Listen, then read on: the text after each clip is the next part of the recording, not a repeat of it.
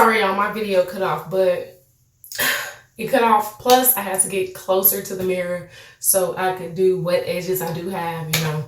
But yeah, I'm about to tie my hair up, sit under the dryer, and then hey y'all, I am back. I sat under the dryer, ended up sitting under there for about 30 minutes because I wanted to make sure that my hair was really dry.